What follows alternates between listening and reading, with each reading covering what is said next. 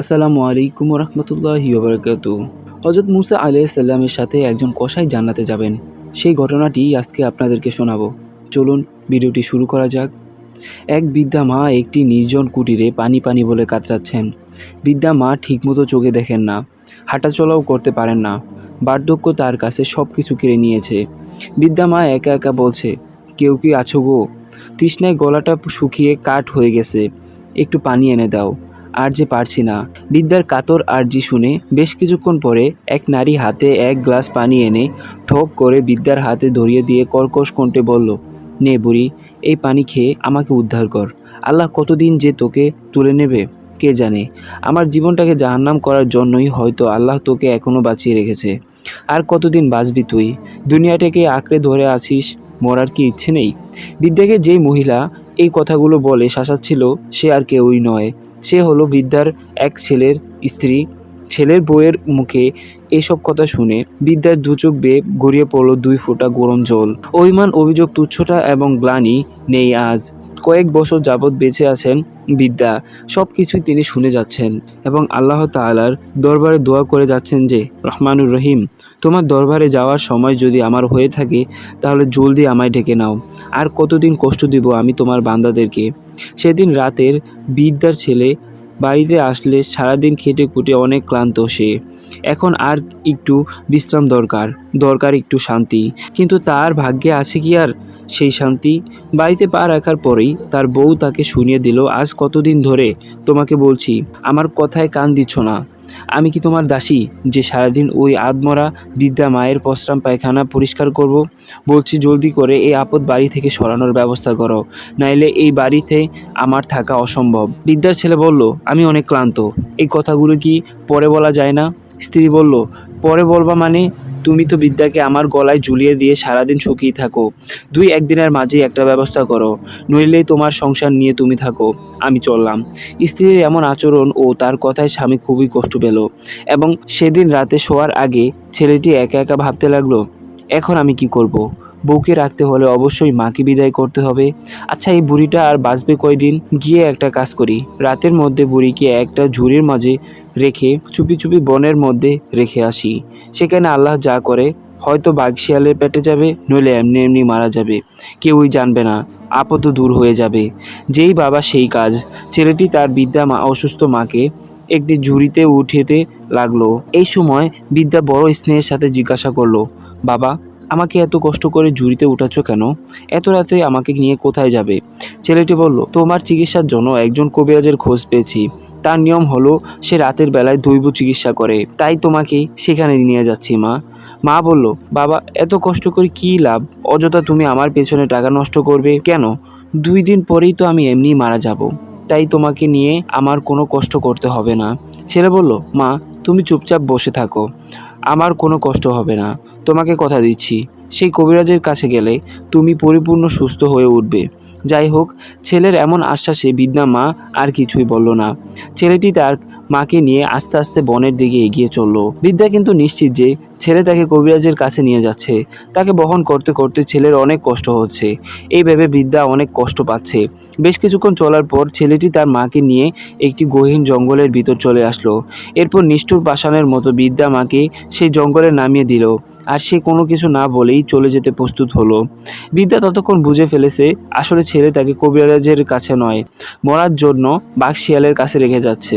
ছেলেটি যখন চলে যাবে তার পূর্বে সে দেখতে পেল তার বৃদ্ধা মা মুখ নাড়িয়ে কি যেন বলছে। সে কান লাগিয়ে শুনল, মা দোয়া করছে, হে মাবুদ, হে রহমানুর রহিম, এই বনে কত বাঘ শিয়াল এবং হিংস্র প্রাণী রয়েছে। আমার ছেলে এই গহীন বন পেরিয়ে বাড়িতে যাবে। মাবুদ গো, তুমি তাকে সকল বিপদ আপদ এবং হিংস্র প্রাণীর অনিষ্ট থেকে রক্ষা করিও। হায় রে মা জননী, তুমি এত দয়ালু কেন যে লম্পট ছেলে মরার জন্য তোমাকে শিয়াল কুকুরের হাওলা করে যাচ্ছে? তুমি নিজের জীবনের চিন্তা না করে তার প্রাণীর চিন্তাই তুমি করছো। এই বলে ছেলেটি তার মায়ের 2 পা ধরে কান্না করতে লাগলো আর আল্লাহর দরবারে নিজের ভুলের জন্য ক্ষমা প্রার্থনা করতে লাগলো। একবার হযরত মুসা আলাইহিস সালাম আল্লাহ রাব্বুল আলামিনের দরবারে প্রার্থনা করলেন, হে রব্বুল আলামিন, বেহেশতে কে আমার সঙ্গী হবে? আমি তার ব্যাপারে জানতে চাই। কে সেই সৌভাগ্যবান ব্যক্তি? সে কি কোনো নবী, নাকি কোনো রাসূল, নাকি তোমার মনোহন কোনো অলি? আল্লাহ রাব্বুল আলামিন বললেন, হে মুসা, বেহেশতে তোমার সঙ্গী হবে একজন কসাই। হযরত মুসা আলাইহিসসালাম বললেন, হে মাবুদ, দুনিয়াতে কত নবী, সিদ্দিকিন, শুহাদাহীন রয়েছে, তারা আমার সঙ্গী না হয়ে একজন কসাই হবে আমার বেহেশতের সঙ্গী? সে কি এমন আমল করে মাবুদ যার বদৌলতে তাকে আপনি এত বড় মর্যাদা দান করেছেন? আল্লাহ রাব্বুল আলামিন বললেন, হে মুসা, তুমি কি জানতে চাও কেন একজন কসাই বেহেশতে তোমার সঙ্গী হবেন? সে কি এমন আমল করে? তাহলে তোমাকে তার কাছে গিয়েই জানতে হবে। হযরত মুসা আলাইহিসসালাম তখন বললেন, হে মাবুদ, তাহলে আমাকে তার কাছে যাওয়ার ঠিকানা বলে দিন। আল্লাহ রাব্বুল আলামিন বললেন, হে মুসা, সে অমুক বাজারে গোশত বিক্রি করে, যাও গিয়ে দেখে আসো কেন সে বেহেশতে তোমার সঙ্গী হবে, কি আমল সে করে। আল্লাহ রাব্বুল আলামিনের কাছ থেকে সেই কসাইয়ের ঠিকানা জানার পর হযরত মুসা আলাইহিসসালাম তার সঙ্গে সাক্ষাৎ করার জন্য সেই বাজারের দিকে রওনা হয়। বাজারে গিয়ে হযরত মুসা আলাইহিসসালাম দেখতে পেলেন একজন কুৎসিত চেহারার কসাই গোশত বিক্রি করছে। তার চেহারাটা দেখতে তেমন সুন্দর ছিল না। পরিশ্রমের কারণে শরীরটা ঘেমে গিয়েছে। তার কাপড় চোপড়গুলো ছিল নোংরা এবং ময়লা। কোনো মানুষই চাইবে না সে তার সঙ্গী হোক। হযরত মুসা আলাইহিসসালাম দেখতে পেলেন কসাই লোকটি গোশত বিক্রির ফাঁকে ফাঁকে সুন্দর ও উত্তম গোশতগুলো বিক্রি না করে এক জায়গায় রেখে দিচ্ছে।